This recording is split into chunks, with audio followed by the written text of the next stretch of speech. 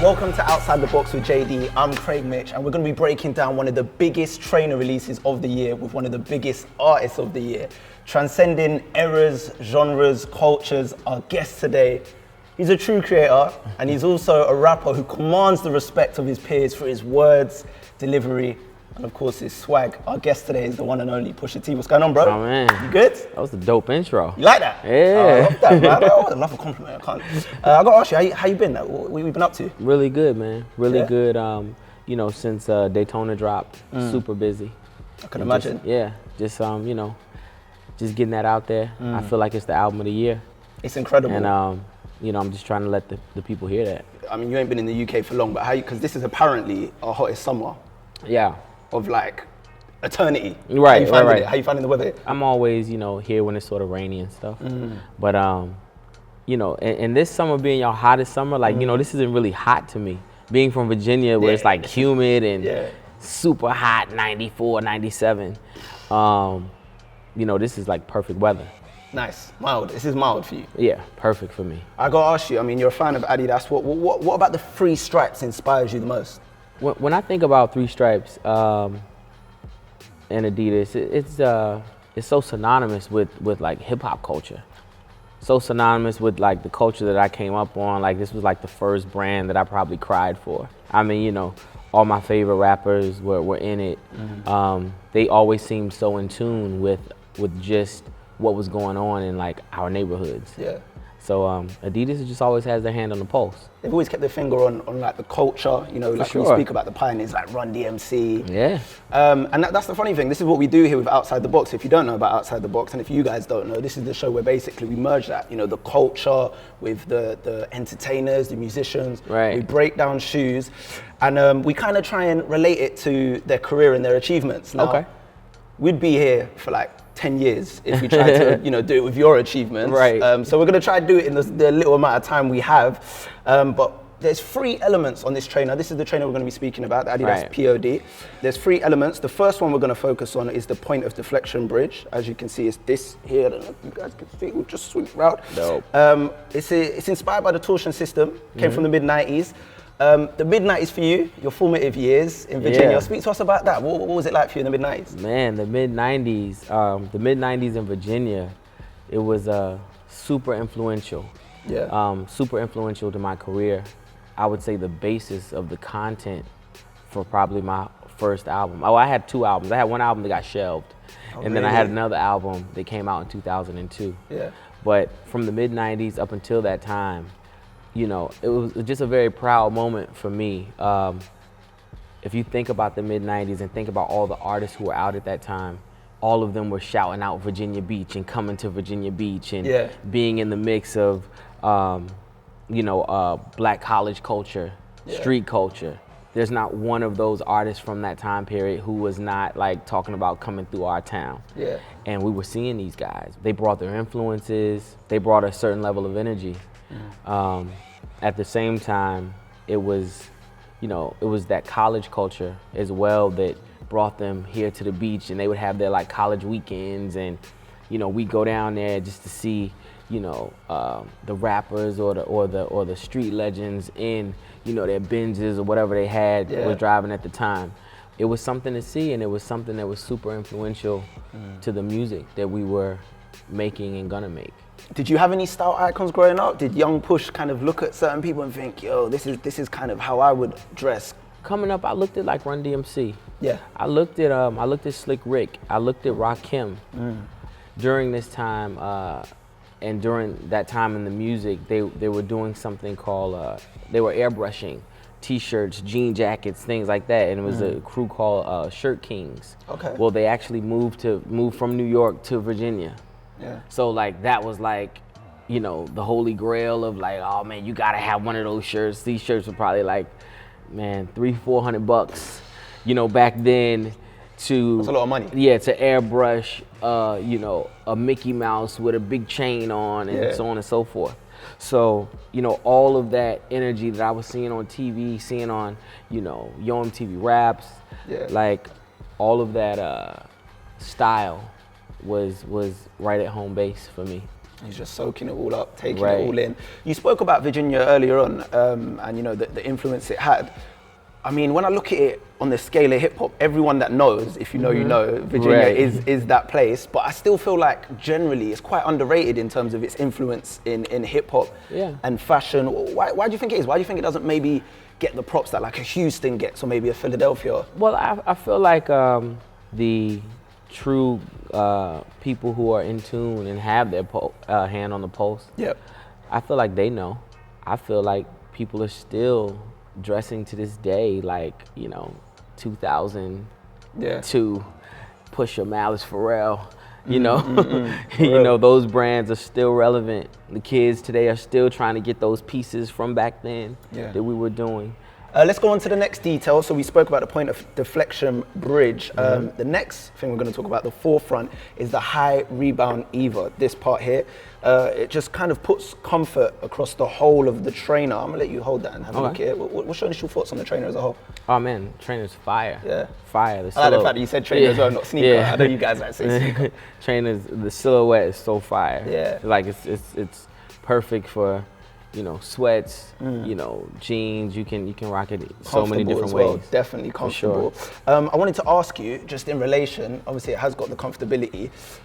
You're someone that, for me, has always kind of pushed boundaries. How important is it to push boundaries? Should you stay comfortable in where you are? Is comfort a good thing in where you are in your career? Or should you always kind of aim to push the boundaries and come out of your comfort zone? I feel like you should just aim to be the best you that you can be. You know, it's a safe way of saying, you know, be yourself, but keep evolving. Yeah.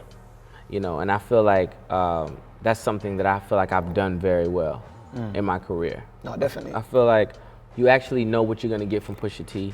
You know what he's about, but still, you know, every time I come with an album or a project, it still garners that attention. It still has that that element of unorthodox, you know, musicality, lyric-driven lyricism.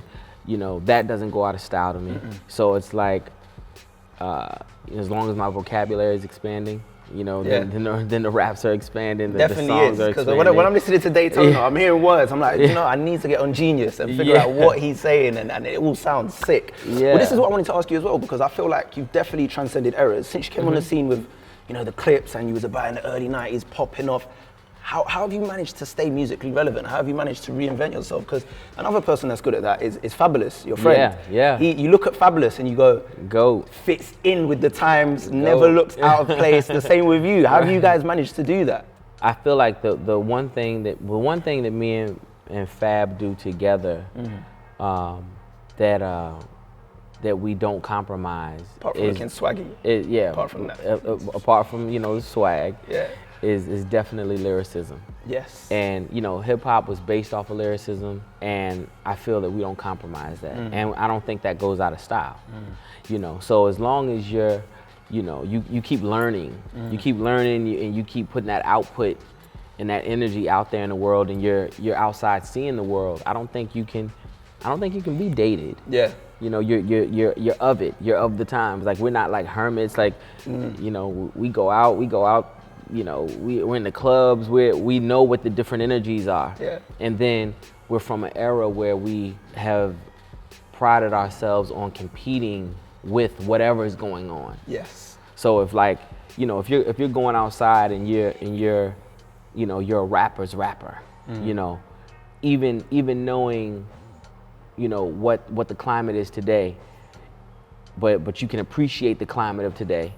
And then infuse what you have going on with some of that, and, you know, but still know how to, you know, camouflage and keep it your own. Man, you'll be around forever. Well, that brings me back to like one of the lyrics you said when you said, "I'm too rare amongst all of this pink hair." It's like, you know, you're not you stay true to yourself, you and Fab, and you know what I mean. It's not about riding waves. It's like you said, staying true to yourself and kind of being real hip hop, having that lyricism there, and always knowing that you can come back to that. Well, this is the thing I wanted to touch on as well. So we spoke about, you know, rappers, yourself, you know, staying true to the art form. But I feel like the other half of it that don't necessarily get the same amount of props, but they're just as important, is the producers. Oh yeah. Now, you've worked with, I don't even want to say a lot of good producers, you've worked with GOATs, okay? You've got strong relationships with the likes of like Timbaland, Pharrell, Kanye, three of the best ever. Right. How have you managed to not only form those relationships, but keep such good relationships with them for such a long period of time?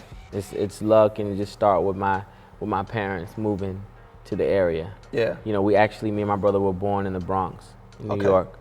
And at a very early age, we moved to Virginia Beach, Virginia. Just so happened to live a mile and a half up the street from Timbaland. You know, you know, just so happened that my brother's a rapper, Timbaland's a DJ, and all through junior high school, they had a rap collective of guys that the school, of course, called a gang, but you know, their thing was actually rapping. Yeah. They would take their talents and they would take, you know, their raps down to the actual ocean front. And that's where Pharrell had seen, you know, my brother, like, you know, rap amongst, you know, the circle or the cipher of individuals who are out there, you know, and you know, fate would have it, years later, me and Pharrell would bump heads. I wasn't into music. I wasn't rapping or nothing. He ended up, you know, discovering, he was like, wait a minute, like, I'm hanging out with you. Your brother's Gene, you know, government name, but he's like, your brother's Malice? And I was like, yeah. He was like, oh man, like, he's one of the best rappers, like, that's crazy. Can you like hook me up with him? And I was like, oh no, he works with Timbaland, like, he don't, you know. And I mean, you know, and you know, that was just, it was a bit territorial, just because, you know, Pharrell really wasn't from our side of Virginia Beach. Then he ended up moving like to like my neighborhood, like right next door to my elementary school. Oh wow. So like Timbaland's one way, Pharrell's another way. It was Pharrell and Chad like are like, they're all within a mile from me.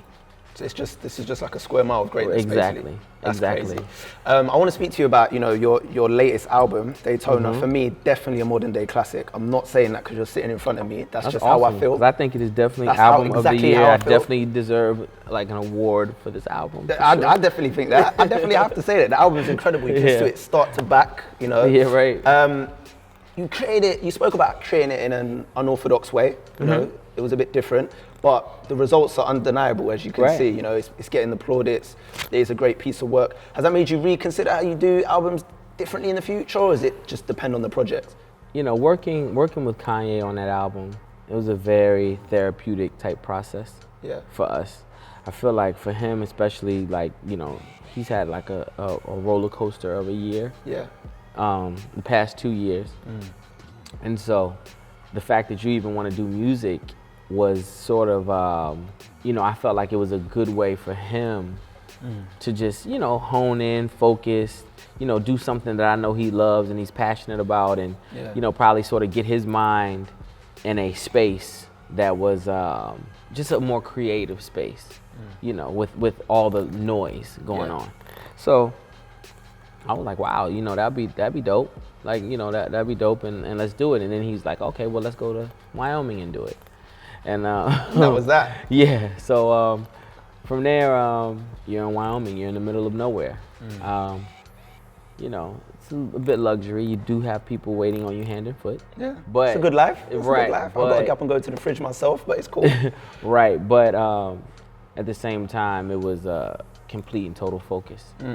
And I feel like it was a very fast way to get things done. But you got it done. Yeah. And the results are there. Final piece of detail to focus on. Yes. The Boost Hill. Now, listen, man. I mean, the Boost speaks for itself. The Boost is like a very, very, this is a next level technology. Adidas to me, and probably because of the Boost technology, is the most functional shoe I've probably ever worn in my life. Yeah. Like, it's a functional comfort level is like unmatched. And has a lot to do with this technology. Yeah. Well, this is the thing. The thing about the Boost as well is not just comfort, but it's to offer you support as well. So when you are striding, running, you get that support. Right. This is what I wanted to focus on with you. I mean, you're an executive now, as well as a creative.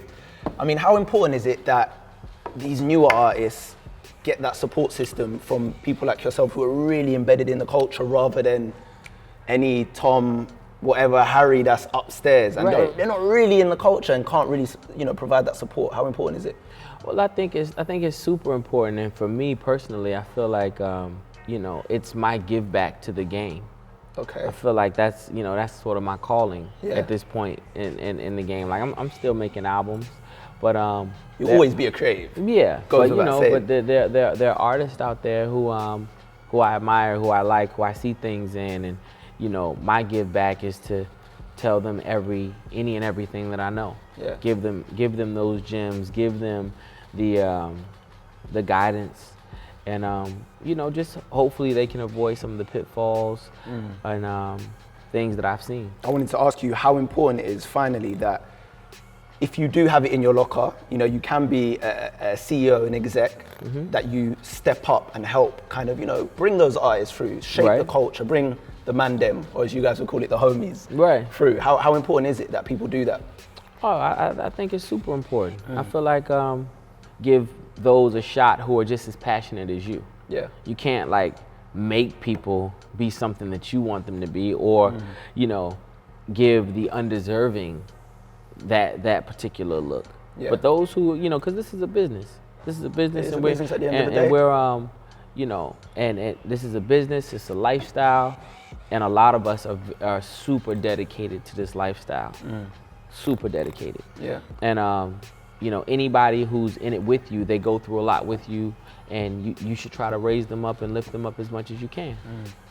Gems. Guys, that is it. Push. Yeah. It's been absolute. Ooh, he gave us it. I was wondering if he was going to give us the signature sound. This has been Outside the Box with Pusha T. Guys, if you've enjoyed this, make sure you drop the video a like, subscribe to the channel, hit the notification bell, all of that stuff. And remember, the Adidas P.O.D is out now. You can get it via the app and at your local store. That is it. Outside the Box with Push. Amazing stuff.